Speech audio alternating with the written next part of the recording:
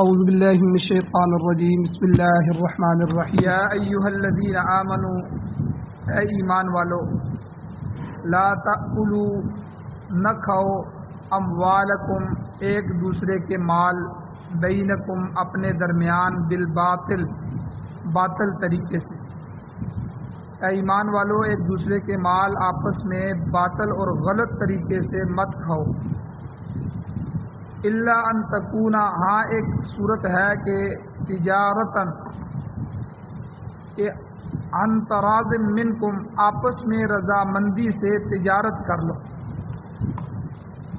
ولا تقتلوا انفسکم اور نہ قتل کرو ایک دوسرے کو ایک دوسرے کی جان نہ لو ان اللہ کان بکم رحیما بے شک اللہ تعالیٰ تمہارے ساتھ بہت مہربان ہے ومن یفعل ذلک اور جو شخص یہ کام کرے گا عدوانا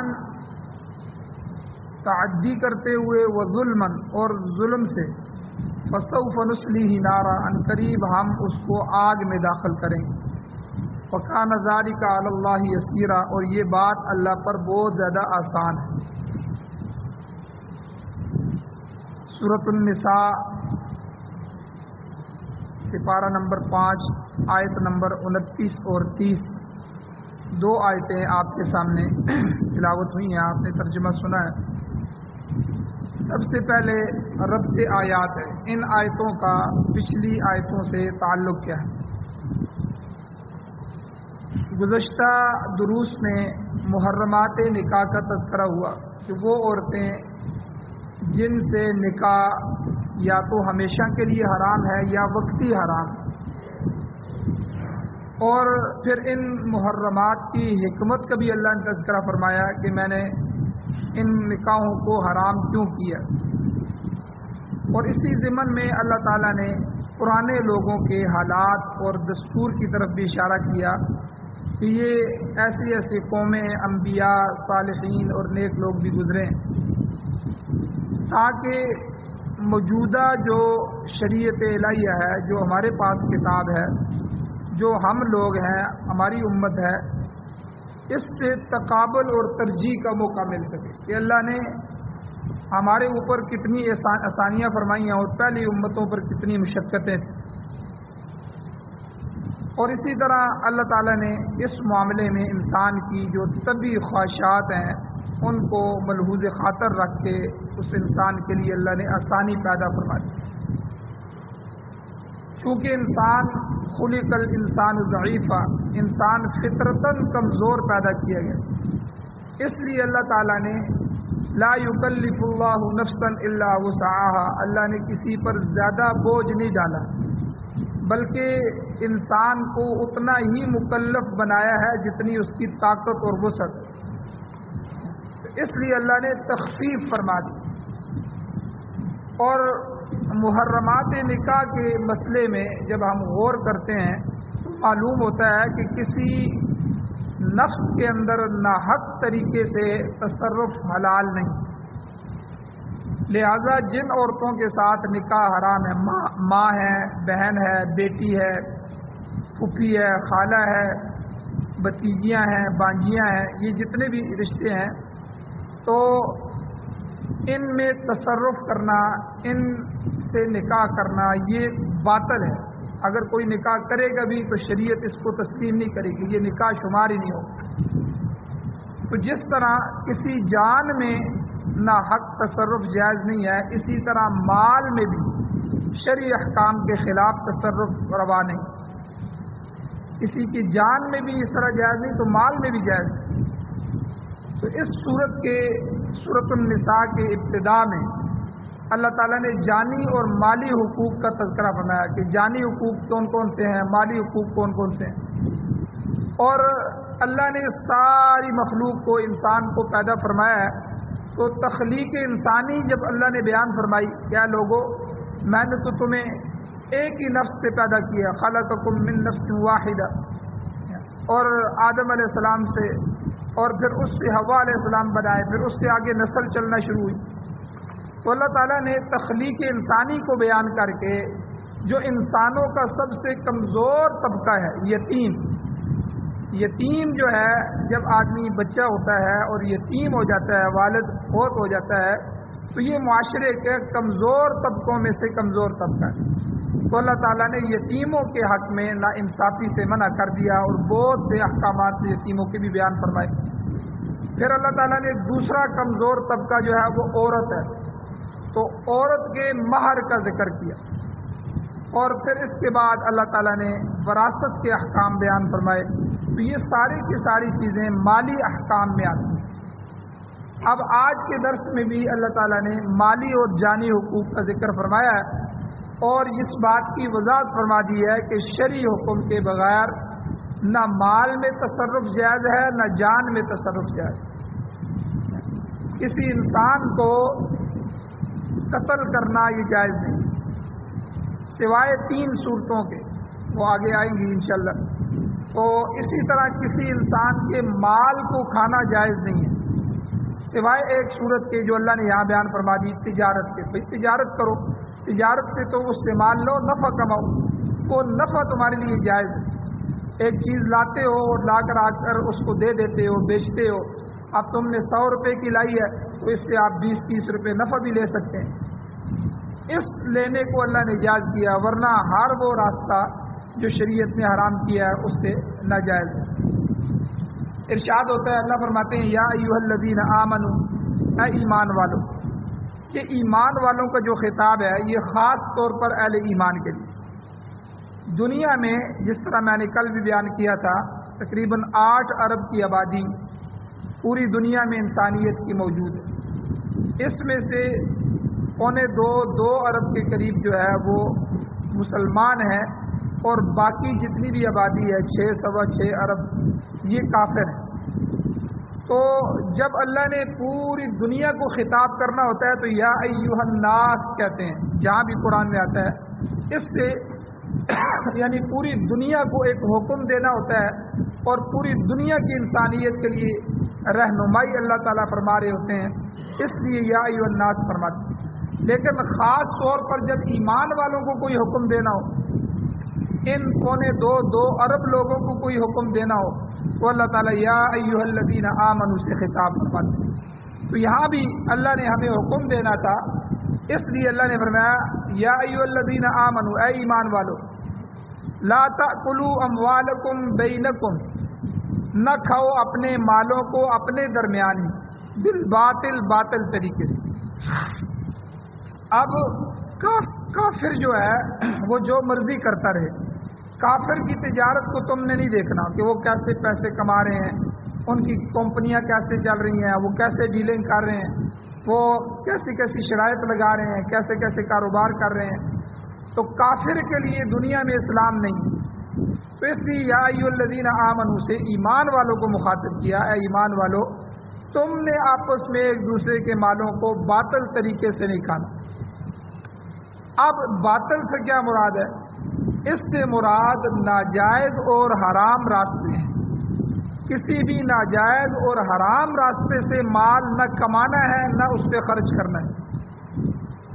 تو اس میں نمبر 1، ہر وہ ذریعہ آمدنی جو شریعت نے حرام قرار دیا ہے وہ باطل کے اندر شمار ہو۔ مثلا ایک آدمی دن بھر محنت کرتا ہے، محنت کرنے کے بعد 700-800 ہزار روپیہ کماتا ہے، اور دوسرا آدمی رات کو جا کے چوری کرتا ہے اور چوری کر کے 50,000 روپیہ وہاں سے لے آتا ہے۔ اب یہ ذریعہ آمدنی نہیں ہے، اس کو شریعت نے چوری کو حرام قرار دیا، ڈکیتی کو حرام قرار دیا۔ اگر کوئی آدمی آپ کے پاس اپنا مال امانت رکھتا ہے، اس امانت میں خیانت کرے بندہ، اس میں سے خرچ کر دے اور اس کو واپس نہ کرے، اس خیانت کو بھی اللہ تعالیٰ نے حرام قرار دیا۔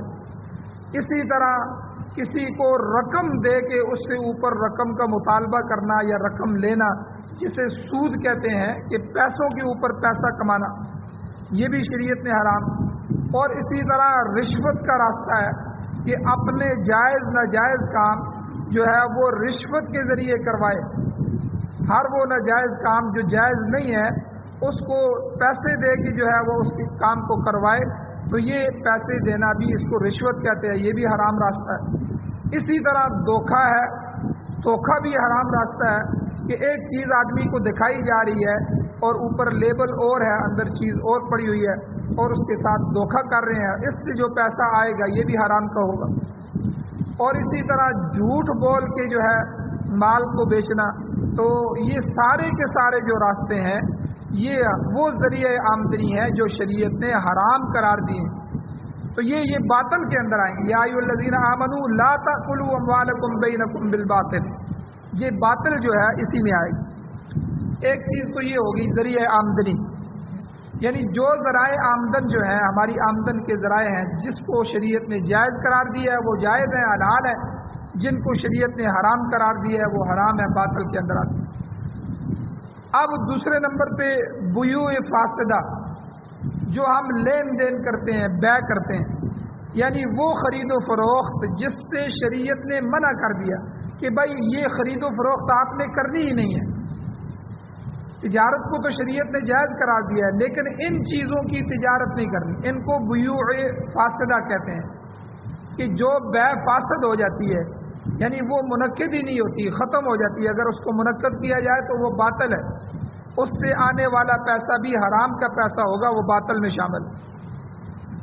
और इसी तरह जिन अशिया की, जिन चीज़ों की तिजारत शरीयत ने ममानियत फरमाई है, मना किया है, उनके ज़रिए भी माल का हुसूल बातिल में आ जाता है। मसलन शराब है, शराब की तिजारत मना है। एक आदमी शराब पीता है, ये अलग बात है, ये अलग हराम है, ये तो बिल्कुल जायज़ नहीं है। दूसरा आदमी कहता है जी मैं शराब पीता तो नहीं हूँ, मैं तो सिर्फ इसकी तिजारत कर रहा हूँ। तो याद रखें इन चीज़ों की जो है तिजारत की भी शरीयत ने ममानियत फरमा दी कि हर वो चीज़ जो हराम है, हराम चीज़ की तिजारत भी हराम है। अब शराब है तो शराब चूँकि हराम है तो अब इसकी तिजारत भी, इसको बेचना भी हराम है। इसी तरह मुर्दार, जो जानवर मर जाए तो अब हलाल जानवर है, उसको हमने ज़िबा किया, हलाल किया, उसको खाना भी हलाल है, आगे बेचना भी हलाल है, उसका गोश्त बेच सकता है। लेकिन यही जानवर अगर हराम हो जाए, मुर्दार हो जाए, तो मुर्दार को बेचना और उसको पैसे कमाना ये जो है हराम है, तो अब ये हराम हो जाएगा, इससे मना। इसी तरह तस्वीरें हैं, तस्वीर, ये जो लोग फ़ोटो बनाते हैं, फ़ोटो बनाकर जो है वो कमाई करते हैं, या तस्वीरें बनाकर तस्वीरें बेचते हैं, या इसके अलावा मुजस्समे जो हैं, मुजस्समे बनाने, जैसे हमारे ये टेक्सला के अंदर डिबिया वगैरह के अंदर जो है वो मुजस्समे बनाए जाते हैं बड़े बड़े, तो या ये बड़े बड़ा जो है वो ऊँट, हाथी और ये बनाए होते हैं, कई जाके चौकों में लगाते हैं। तो ये सारे के सारे मुजस्समे और तस्वीर बनाना तो किसी शक्ल में भी हो, इनकी तिजारत भी मना है शरीयत में, ये जायज़ नहीं है। तो इसलिए जिन दुकानों पे गुड़िया होती हैं, गुड़िया और बड़ी बड़ी तस्वीरों की चीज़ें और ये सारी चीज़ें जो होती हैं ये हराम है, इन चीज़ों को बेचना हराम है, बनाना भी हराम है, बेचना भी हराम है। तो ये वो चीज़ों में आ जाती है चीज़ें, तो इनको बुयूए फासदा कहते हैं, इनकी बै फासद हो जाती है। इनके ज़रिए माल का हासिल करना ये भी हराम कहलाएगा, ये भी बातिल में आएगा। इसके अलावा चौथे नंबर पे बाद ऐसे पेशे हैं जिन पेशों को बंदा इख्तियार करना जो है वो जायज़ नहीं है, अल्लाह के और अल्लाह के रसूल सल्लल्लाहु अलैहि वसल्लम ने उनसे मना फरमाया। मसलन गाने बजाने का पेशा है, ये जितने भी हमारे टीवी में आने वाले लोग हैं, फिल्में बनाने वाले हैं, अदाकार हैं, गुलूकार हैं, नाचना गाना गा के फिल्में बना के पैसे कमाना, ये पेशा ही हराम है, गाना बजाने वाला पेशा हराम है। और इसी तरह लहव लहब के जो आलात हैं वो आलात बनाने का पेशा, कई फैक्ट्रियों में ढोल बनते हैं, वो सरंगियाँ बनाई जाती हैं और म्यूज़िक का सामान बनाते हैं, तो ये सामान बनाना भी जायज़ है, इनको बेचना भी जायज़ है। इनको आलात लहव लहब कहते हैं, लहव लहब खेल और तमाशे के आलात। और इसी तरह जुआ है, जुआ वगैरह, ये सब उमूर बातिला की फहरिस्त में आते हैं। तो अल्लाह ताला ने एक ही जुमले में इन सब को हराम करार दिया। अल्लाह ने फरमाया या अय्युहल्लज़ीना आमनू, ऐ ईमान वालो, ला ताकुलू अम्वालकुम, न खाओ बैनकुम, आपस में अपने एक दूसरे लोगों के माल, बिल बातिल, बातिल तरीके से, یہ جو چاروں پانچوں قسمیں میں نے بیان کی ہیں یہ سب کے سب باطل میں آتے ہیں۔ ان میں سے کسی چیز کی بیع کرنا جائز نہیں ہے، کسی کو خرید و فروخت کرنا جائز نہیں ہے، کسی اشیاء کو بنانا جائز نہیں ہے، اور بعض پیشے ہیں جن کو اختیار کرنا جائز نہیں ہے۔ یہ ساری چیزیں اس میں تفصیلاً بیان ہو۔ بعض اوقات کسی کا وراثت کا حق غصب کر لیا جاتا ہے، یاد رکھیں یہ بھی حرام ہے۔ ایک بھائی ہے اور باپ فوت ہو گیا ہے، اب باپ کے فوت ہونے کے بعد بہنوں کا بھی حصہ بنتا ہے، اب وہ بھائی جو ہے بہنوں کو حصہ نہیں دے رہے، تو یہ حرام ہے، ان کا حصہ رکھنا یہ حرام ہے۔ یہ اگر اس سے فائدہ اٹھائیں گے تو وہ حلال نہیں کھا رہے، وہ حرام کھا رہے۔ اسی طرح کئی دفعہ بھائی آپس میں ہوتے ہیں، 2 بھائی 3 بھائی ہوتے ہیں، 4 بھائی ہوتے ہیں، والد فوت ہوتا ہے تو بڑا بھائی اس پہ قابض ہو جاتا ہے، وہ چھوٹے بھائیوں کو نہیں دیتا۔ تو کسی کا بھی وراثت کا جو حق ہوتا ہے اس حق کو غصب کر لینا، اس پر قبضہ جما لینا، اس سے نفع اٹھاتے رہنا اور اس کے جو حقیقی مالک ہے وراثت کے حصے کے حساب سے اس تک وہ چیز نہ پہنچانا یہ حرام ہے، اور اس سے نفع یہ بھی حرام ہے، یہ جائز ہے۔ اسی طرح شراکتی کاروبار، وہ کاروبار جس میں 2-4 بندے شریک ہیں، ایک اکیلا کاروبار ہے اس میں تو کوئی بندہ اپنی جیب میں بھی رکھ سکتا ہے، بازار میں بھی خرچ کر سکتا ہے، اپنی اولاد کو بھی دے سکتا ہے، اس میں تو مسئلہ ہی نہیں ہے، وہ اس کا اپنا کاروبار ہے، اپنا نفع کرے نقصان کرے۔ لیکن جو شراکتی کاروبار ہوتا ہے جس کو مضاربت مشارکت کہتے ہیں، ٹھیک ہے، اجارہ ہے، یہ جس میں بندے شریک ہو جاتے ہیں، مل کے کاروبار کرتے ہیں، تو اس کو شراکتی کاروبار کہتے ہیں۔ اس کاروبار میں اگر کسی آدمی نے ایک دوسرے کا حق کھا لیا، جو چیز آپس میں طے ہوئی ہے اس سے زیادہ استعمال کیا، یا اٹھا کے گھر میں بیچ دیا یا اپنے جیب میں رکھ دیا، اب دوسرے شریک کو پتہ ہی نہیں ہے، تو یہ خیانت کے اندر آتا ہے، تو یہ بھی ناجائز ہے اور حرام ہے۔ تو اس لیے قرآن مجید میں اللہ نے فرما دیا آتی کل ذی حق حق کا، ہر حقدار کو اس کا حق ادا کرو۔ اگر کسی طریقے سے دوسرے کے مال میں ناجائز تصرف ہوگا تو وہ حرام ہو جائے گا۔ اللہ تعالیٰ نے صریح الفاظ میں منع فرما دیا ہے کہ اے ایمان والو آپس میں ایک دوسرے کا مال باطل طریقے سے مت کھاؤ۔ مفسر قرآن امام ابو بکر جساس رحمۃ اللہ علیہ وہ فرماتے ہیں کہ جس طرح دوسرے کا مال ناجائز طور پر ناجائز طریقے پر کھانا یا استعمال کرنا جائز نہیں ہے، اسی طرح اپنا مال حلال مال بھی ناجائز اور باطل طریقے سے استعمال کرنا بھی حرام ہے۔ یہ بات اچھی طرح سمجھنے کی ہے کہ مال کمایا حلال طریقے سے، صحیح طریقے سے کمایا حلال ہے، لیکن اس کو اڑا رہا ہے جو ہے وہ غلط طریقے سے، کنجریوں پہ جو ہے وہ نچھاور کر رہا ہے اور ناچنے گانے والیوں پر نچھاور کر رہا ہے، یا غلط چیز خرید کے اس سے لا رہا ہے، ٹی وی لے کے آ رہا ہے یا کوئی اور چیزیں خرید رہا ہے۔ اب مال ہے تو حلال کا کمایا اس نے محنت سے حلال سے، لیکن آگے اس کا جو مصرف ہے وہ حرام ہے۔ تو امام ابو بکر جساس رحمۃ اللہ علیہ فرماتے ہیں بالباطل سے یہ سمجھ آتا ہے کہ جس طرح دوسرے کا مال ناجائز طور پر ہم کھا نہیں سکتے، استعمال نہیں کر سکتے، اسی طرح اپنا حلال حق حلال کا کمایا ہوا جو ہے خون پسینے کی کمائی سے کمایا ہوا حلال مال بھی ناجائز راستے پر باطل طریقے سے استعمال بھی نہیں کر سکتے، یہ بھی حرام ہے۔ اگر اپنا مال کھیل تماشے پہ لگا دیا، بہت سے لوگ جو ہے وہ کتے لے آتے ہیں، کتے خریدتے ہیں، کتوں کی لڑائی کرواتے ہیں، بعض بیل دوڑا رہے ہوتے ہیں، یہ بیل جو ہوتے ہیں دوڑنے والے یہ لاکھوں روپے کروڑوں روپے کی ان کی قیمت لگتی ہے۔ تو اسی طرح بعض جو ہے ہماری رسومات باطلہ ہیں، کتنی رسمیں ایسی ہیں جو ہمارے معاشرے میں شامل ہیں، مہندی کی رسم ہے، مائیوں کی رسم ہے، یہ شادی کر رہے ہیں، اب شادی میں ایک غریب آدمی ہے قرض لے رہا ہے اور قرض لے کے خرچ کہاں کر رہے ہیں، قرض لے رہا ہے اور خرچ کہاں کر رہے ہیں، آپ اندازہ لگائیں اس معاشرے کی بے حسی کا۔ پیسہ نہیں ہے، کہتا ہے جی شادی کیسے کروں، بیٹی کی شادی تیار ہے، مانگ رہا ہے لوگوں سے اور جو ہے وہ قرضے لے رہا ہے اور خرچ کس میں کر رہا ہے، मेहंदी की रस्म पे कर रहा है, माइयों की रस्मों पे कर रहा है, दूसरी रस्मों पे कर रहा है। तो यानी रसूमात बातला। तो इसी तरह गमी की जो रस्में हमारे यहाँ, गमी में भाई, गमी में एक आदमी को शरीयत ने कहा इसाले सवाब करो। अगर आपके पास हिम्मत है, आपका वालिद फोत हो गया, वालदा फोत हो गई, कोई चीज़ भी 10 रुपये की हिम्मत है, 10 रुपये सदका कर दो, बस ख़त्म। अब मुआशरे में उसको मजबूर किया जा रहा है, या वो ऐसे जो है मजबूर हो रहा है, या खुद अपनी खुशी से लोगों से मांग रहा है, भाई मेरी फोतगी हो गई है, अब दो मैंने पुल करने हैं, मैंने तीजा करना है, मैंने 40वां करना है, मैंने जुमरातें करनी है, अब उस पर हज़ारों और लाखों रुपए के खर्च आ रहे हैं। तो ये तो सारी रसूमात बातला में शरीयत ने ईसाले सवाब की तरगीब ज़रूर दी है।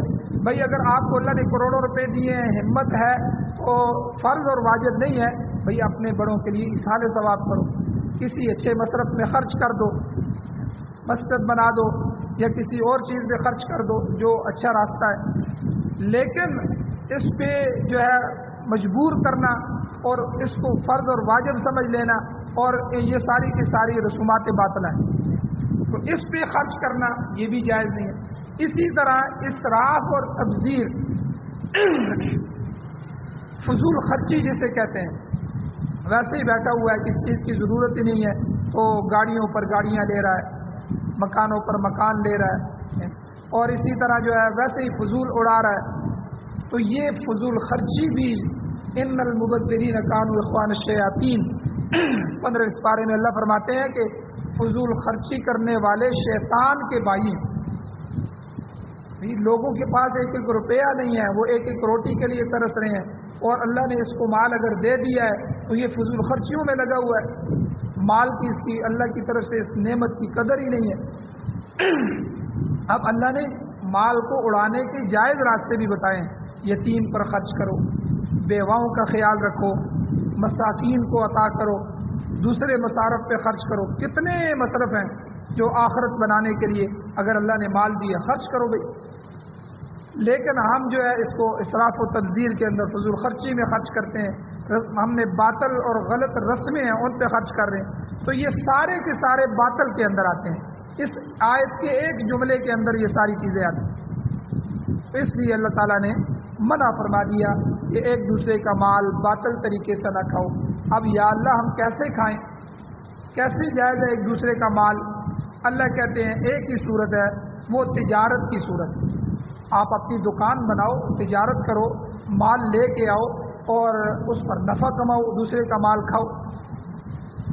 तो सिर्फ तिजारत के ज़रिए जाएगा। इसके आगे इंशाअल्लाह कई अहकामात आ रहे हैं, इंशाअल्लाह कल के दर्स में बयान होंगे। अल्लाह ताला से दुआ है अल्लाह हमें अमल की तौफीक अता। आमीन। अल्हम्दुलिल्लाहि रब्बिल आलमीन वल आक़िबतु लिल मुत्तक़ीन वस्सलातु वस्सलामु अला रसूलिहिन नबिय्यिल उम्मिय्यिल करीम। या अल्लाह हमारी कमियों को ताइयों को माफ़ फरमाइए, दरगुजर फरमाइए, सगीरा कबीरा गुनाहों को माफ़ फरमाइए। या अल्लाह रिज़्क़ हलाल वसी और वसी तर वाफर अता फरमाइए, रिज़्क़ हराम के एक लुक़मे से भी महफूज फरमाइए। या अल्लाह जितने भी बातिल तरीक़े हैं उन तरीक़ों से बचने की तौफ़ीक़ अता फरमाइए। या अल्लाह हमें माल की और इस नेमत की कदर करने की तौफ़ीक़ अता फरमाइए। कुरान और सुन्नत से मोहब्बत नसीब फरमाइए, कुरान और सुन्नत को सुनने, समझने, इस पर अमल करने, उसकी इशाअत करने की तौफ़ीक़ अता फरमाइए। या अल्लाह पाकिस्तान समेत पूरी दुनिया में कुरान और सुन्नत की हुकूमत नसीब फरमाइए, कुरान और सुन्नत का गलबा नसीब फरमाइए, कुरान और सुन्नत को बतौर आइन, बतौर दस्तूर, बतौर ज़ाब्ता हयात हमें नसीब फरमाइए। या अल्लाह सआदत वाली ज़िंदगी, शहादत वाली मौत नसीब फरमाइए। सल्लल्लाहु तआला अला खैरि खल्क़िही मुहम्मदिन व आलिहि व अस्हाबिही अजमाईन बिरहमतिका या